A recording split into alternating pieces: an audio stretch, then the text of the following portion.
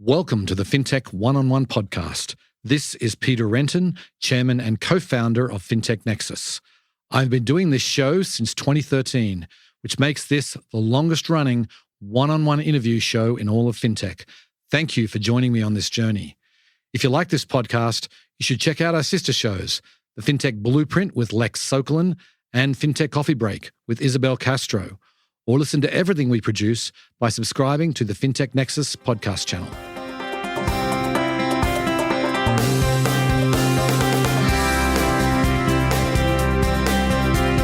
Before we get started, I want to remind you about our comprehensive news service.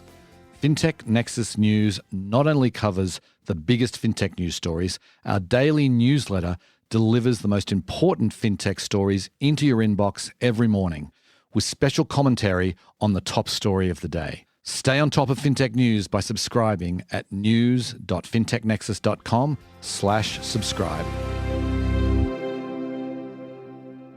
Today on the show, I'm delighted to welcome Sarah Levy.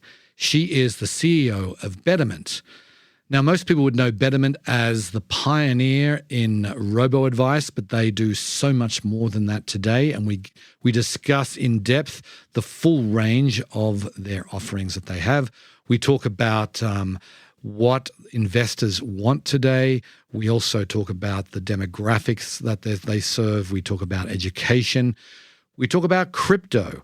And we also go into the lack of diversity when it comes to CEOs of fintech companies. And Sarah provides some really interesting insights into what an outsider can bring to the CEO role. It was a fascinating discussion. Hope you enjoy the show. Welcome to the podcast, Sarah. Thank you. Great to see you. Great to see you. Okay, so let's get started by giving the listeners a little bit of background about yourself. You haven't been in fintech your whole career. You've had an interesting kind of arc of your career. Why don't you give us some of the highlights? Absolutely. So I spent the first 25 years of my career in the media business, starting at Disney, and then the lion's share of my time was spent at Viacom, where I was the chief operating officer at Nickelodeon for about a decade. And then took on a more corporate role where I was the chief operating officer of what were called the Viacom Media Networks at the time. And that includes great brands like MTV, Comedy Central, BET, Nickelodeon. And I oversaw a whole range of departments there, strategy, operations, finance, among others, and did a lot of the, built a lot of the non-television businesses for those brands. So some of the fun stuff I worked on included acquiring the Teenage Mutant Ninja Turtles, launching the business into streaming, and then, of course, worked with SpongeBob SquarePants for a good 2 decades. So that's where I started my career.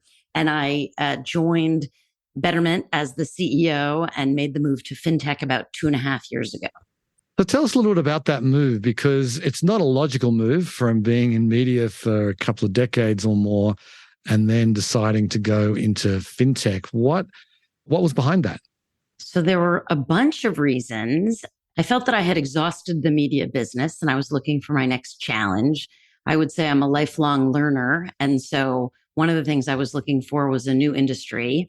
And I was told early in my career, a great piece of advice, that really finding an industry where there was growth is where you should start.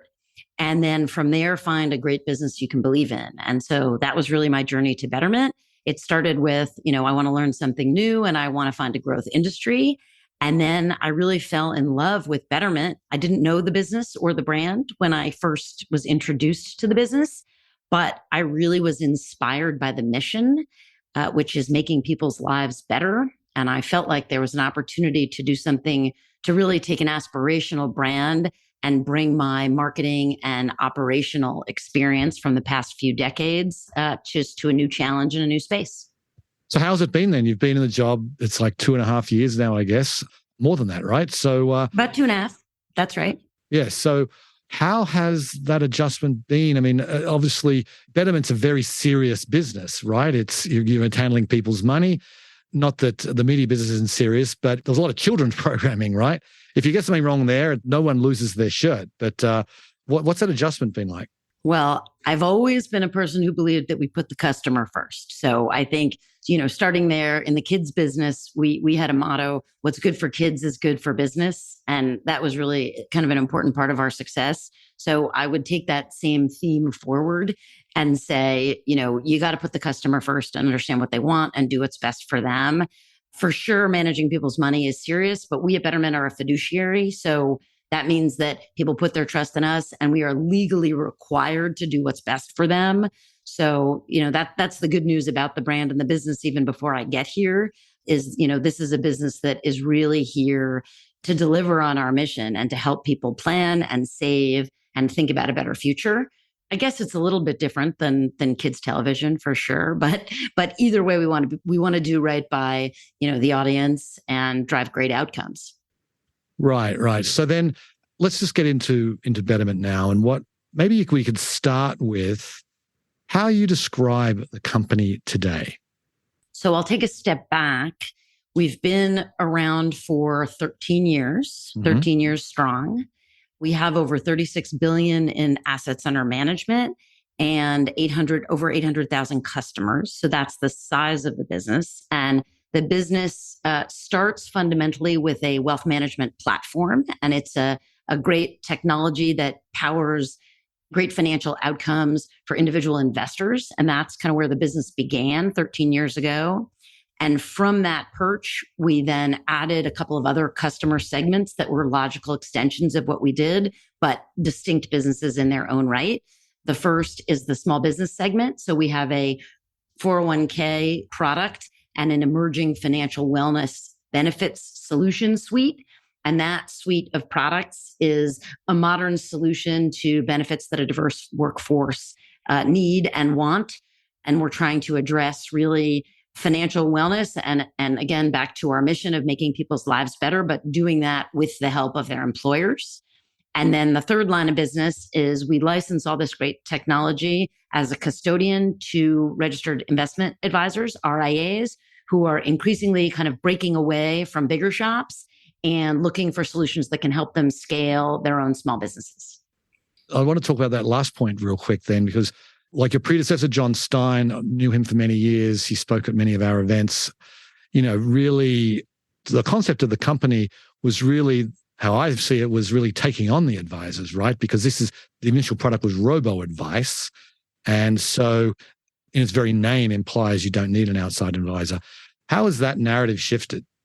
So you're right in that when we first started, I think advisors were a little wary because part of the promise, to your point, of the tech solution was we can do it sort of cheaper and better via technology, right? And automation and optimization are things that are sort of better served by technology. And I think that was a great premise. But I think what that sort of missed in terms of our destination now is this idea that finance is an incredibly emotional, and your finances are incredibly emotional, right? And money and life are inextricably linked. And so when you think about kind of different customers on different, places in their financial journey and their life journey, sometimes you want that human advice and sometimes you want a human in the mix. So we now believe that actually the technology is really important, but it's technology and service. And that service sometimes is as simple as, I'm locked out of my account and how do you help me? And sometimes it's something, more impactful on your life. I'm getting married, I'm buying a home. How do I want to think about, setting up this next chapter of my life and being, financially secure for the long term? And so when we think about why do the pieces of this business make sense together? We think about the different investors, and at different points in your journey, you may come to finance with different needs. Sometimes you want a human. Sometimes you're getting there via your employer. Many of our customers, their first investing experience is via a 401k and a retirement solution that they got from their employer, but then they want to go deeper. And sometimes they're comfortable doing that just technology first. And sometimes they want a human advisor. Right. And so I think what's really kind of exciting about how the business has evolved is that we did start out saying we can do it better than advisors. And we ultimately evolved to say, you know what, actually, we can make advisors better at what they do because our technology can supercharge what they offer as well. And that's an and, not an or. Right. Yeah, it makes sense. So, I'm on your website right now. On the homepage, you really emphasize your cash account, paying a 5.25% variable APY as of today. Tell us a little bit about that offering. So in mid to late 2019, we launched a high yield cash reserve is what we call it, high yield cash reserve product. And it's effectively a cash sweep account that has $2 million in FDIC insurance. And that's because we essentially are an interface through which we take your cash, we farm it out to banks. It's insured at all of those banks for $250,000 per bank. And so you can sort of stack the banks on top of each other, and we pass along a meaningful yield to the customer. And so one of the things that we are finding now, particularly in this sort of volatile, market economy where people aren't sure, are we heading for a recession? Are we not? What do I want to do in investing? What we found is that savings is really an important part of your investing journey. And so having that account alongside investing accounts, whether taxable or tax advantaged, is an important part of the mix. And we could serve the customers sort of in all market conditions. And so through a customer lens, it's an important part of the account suite that we offer. Did you have that $2 million FDIC insurance before the banking crisis in March, where people suddenly became very aware of FDIC insurance? More broadly, how did that impact you? Did you see more inflows coming in? Yeah, that's a great question. So the answer is we had $1 million in FDIC insurance for an individual investor and $2 million for joint accounts prior to some of the banking mayhem earlier this year. And we now have $2 million for an individual and $4 million for a joint account. And so, yes, we did take the opportunity to listen to the customer, to hear what they were looking for, and what they were looking for at that moment. Security was top of mind. I never thought there would be a day where the average investor, even the words FDIC insurance would just roll off the tongue in the way they do. So in the way that, they did in that moment. And so we sort of took advantage of that moment to say to customers, look, let us reassure you and let us explain to you, how safe your money can be and how we can be a secure partner, both in terms of educating you on what this means. And then also in terms of, being a fiduciary and really tending to your funds. So security and access to liquidity were both kind of important parts of the conversation. And interestingly, I think we, among other digital challenger companies, really understood that some of the big banks were capturing those economics for themselves. And we felt that the customer opportunity, again, was to pass along those economics. Right. That makes sense. So then I'm curious about sort of your demographic of your customer base. Now, I did the math when you gave your scale earlier. I mean, that you're not talking about an average account size of $500 or $1,000. It's sounds like it's 5 figures, mid 5 figures even. So this is not the low end of the market, but it's probably not the high end either. What is the typical, might not be just one type of profile, but sort of tell us a little bit about your target demographic. So our core customer, we refer to as a millennial professional. And typically that customer has about 6 figures of income and 6 figures of investable assets. We do find, your math is very good. We do find that our customer oftentimes, if not typically, has had a prior financial relationship prior to coming to Betterment. And while we do get high marks for beginners, because I think there is an ease of use and a simplicity that we offer that you can get started with us, I think what we offer really caters more to a sophisticated kind of emerging investor who maybe doesn't want to spend a lot of time worrying about their finances. And so we take the worry off the table by automating a lot of things, but we can expand and grow with the customer. So originally, I would say today our average user is late 30s or even pushing 40. And we're also seeing a lot of interest now at the earlier end. So more of a Gen Z customer starting to emerge, but the bulk of our customer segment is getting married, buying a home, thinking about educational savings, like really setting up their life for buckets of savings and using our platform to think about that longer life journey.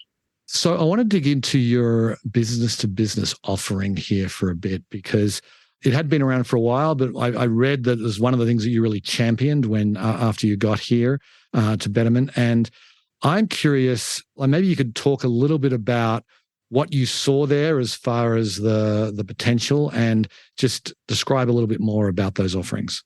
So I should give credit to my founder, John Stein, because he was a guy who really saw around, for better or for worse, he saw around corners, right? And I think as sort of an OG robo guy, like he really pushed the industry to do interesting things and to advance technically in ways that I think are really important, almost to the point of making some of what we originally pioneered table stakes.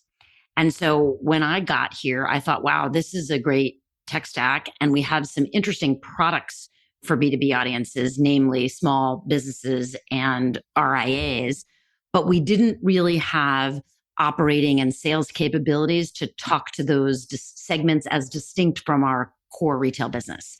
And so the insight that I had was these are great products and these are real needs in the marketplace. So let's complement great technology with sales and service that are dedicated to those audiences. So if you think about, for example, the SMB world, there are 6 million small and medium-sized businesses in this country, and those businesses employ 50% of the workers in the country. And somewhere the statistics range from 60 to 90%, but 60+% of those companies did not historically and do not currently offer retirement benefits to their employees. And so if you think about all these employees, you go work for a big enterprise and you're offered a retirement plan. But if you go to a small business, you don't have that same kind of benefits package. And that just felt like a missed opportunity. And interestingly, the big enterprise solutions don't really scale down. They scale up really well, but they don't really serve that longer tail customer. And so that was a real miss and a real opportunity that we felt only technology could serve because our cost to serve is just that much lower than the big guys, right? We know we no longer have fax machines and paper and processing and all of that. And they have to sort of unwind a lot of that. So it was an untapped market in the sense that they didn't even want to serve that market because they can't do it profitably. So that just felt like, again, back to our mission. We always start with our mission, making people's lives better. It starts with a secure retirement and a secure future. That felt like a great place to be as a brand. And then similarly, in the RIA space, where you started earlier was to say, look, this is a crowd that used to see you as a competitor. And I think what we started to understand was, well, wait a minute, alongside them, we can become advisors' superpower. We have great technology, and some of that technology is better maximized with human intervention. So if we added a robust layer for them, why shouldn't the advised clients also benefit from our great tax loss harvesting and from automatic rebalancing and automated trading and things that take a lot of time and cost for the RIA that we can just take out of the mix for them and just make their business that much more powerful so that they can serve smaller and smaller customers profitably. So on this, you said the small business side, 6 million small businesses. How are you kind of marketing to those? Because I imagine it's spending, a lot of time and effort for one small business customer who's got 10 employees may not be as profitable as, or as easy to make a profit on. So what's the sort of go-to-market strategy there? I wish you had told me that a few years ago. I would have saved a lot of time. No, I'm just kidding. I'm just kidding. So we have actually 4 different channels in terms of go-to-market. I think one of the early things we did is introduce a buy-it-yourself funnel that basically took what was once an outbound sale and turned it into an inbound purchase. And that's for the 10-person employee. You frequently have, a company that doesn't necessarily have a head of HR, right? They have someone who's juggling 6 or 8 different jobs, office manager, trying to figure out HR and benefits. And they're literally going online and searching like retirement plans or 401ks for a small business. And so that is a huge source of business for us because it's simple, it's turnkey. You don't need a whole HR team to get started. So on the low end, that's a great sales channel. As we go a little more upmarket to the 50-person and 100-person company where you typically have an HR leader, we actually have a couple of different ways we meet that customer. A lot of education and webinars and conferences and stuff like that with an outbound sales team, meeting those folks. And then secondly, via advisors. So a lot of companies look to financial advisors and say to them, can you help me figure out what's the right 401k solution? And then what investments should I set up within that solution? And so we work with that channel as another important channel. And then lastly, we have partnerships and integrations with benefits providers and payroll providers. Because again, a lot of times you have an HR executive going in and trying to set up a whole suite of benefits for their company. This is one of, including payroll. And so how seamlessly we work with all those other technology partners is a really important part of the value proposition. Mm-hmm, mm-hmm. Okay, I want to switch gears back to the investing side of things. And when you're talking with your customers for investing, what is it that they value most? Do they really want the automated choices? Are they wanting more sort of bespoke financial advice now? What do they value most when it comes to investment choices? So I think the first thing is that not all customers value the same thing, right? Mm-hmm, So I sure. think some amount of personalization and customization is kind of a critical part of what you need to offer, and understand that people are at sort of different moments on their journey, right? And even to click a level deeper on that, some really buy into goal-based investing and think, okay, I want to set up buckets of money for different purposes and I want to really make a plan. For others, that's too much cognitive overload. And they think like, I don't want to set up all that. I just want to grow my money. I want it to be simple. I want it to be worry-free. And so we have really sort of two paths, I would say, for an investor. One is a path that is very planful and involves a lot of sort of upfront thinking, and you work with the platform to help you set it up. But once you set it up, it's automated and it handles it. On the other hand, you have folks who just say, like, I want it to be simple and seamless and easy, and I just want it to grow. And for those investors, there's also sort of what I'll call the fast path, where you can just get started, right? Get started easily. I think when you ask the question about investment choices specifically, so the balance for us is making it simple enough and at the same time offering enough choice. And so how do you meet kind of both of those needs at the same time? Part of that is via your UI and asking kind of the right questions up front of the customer to say sort of, how many degrees of freedom do you actually want? If you want us as a platform to just select a portfolio for you, here it is. You tell us a couple things about yourself, you tell us about your time horizon, and we'll handle it for you. It's diversified, it's long-term, you're off to the races. Others say, I want socially responsible investing. I want to customize my portfolio and put things in and out. And so as you click deeper into our platform, you have an ability to add more or less customization depending on your personal interest in diving deeper. Mm-hmm. That makes sense. Okay. So do you think that investors today are more financially savvy? I mean, maybe, and also touch on like education of your customers. Do they want to come to Betterment to learn, or how are we doing when it comes to sort of educating our population?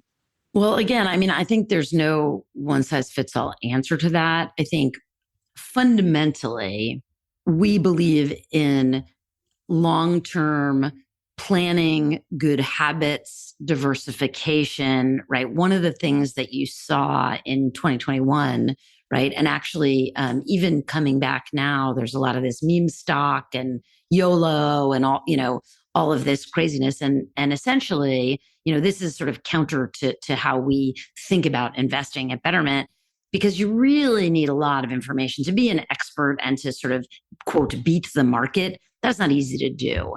And so what we saw in 2021 is when the whole market is up and to the right, everyone believes they're a genius. And so people are doing things that fundamentally may not be in their best long-term interest. And some are getting lucky, and that's good for them. And some are unlucky. And so we just would say to our customers, don't play that game. If you're not a professional, diversification and sort of time spent in the market is your best friend. So set up good habits, set up recurring deposits, slow and steady. Don't try to time the market, right? These are all things that typically don't end well. So I think, yes, there's a lot of information out there, and there certainly is a subset of people who think, I've got a lot of time to spend on this, and I want to spend my time, really learning stock by stock. That's typically not our investment profile or our customer profile. Our customer has a job, has a life, has a lot of other things to do, and says, like, I want this to be worry-free, and I want professionals handling it.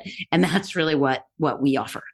That's sort of a good segue to my next question, which is around crypto. And you do have a crypto offering. Saw it on your website. Tell us a little bit about what you're doing there. And I imagine you're not emphasizing it as much now as you may have been in 2021 or early 2022. So what are you doing there? Let's talk about why we introduced crypto in the first place. So we introduced crypto to the customers. And again, it was consistent with our philosophy around diversification, right? We believe in diversification.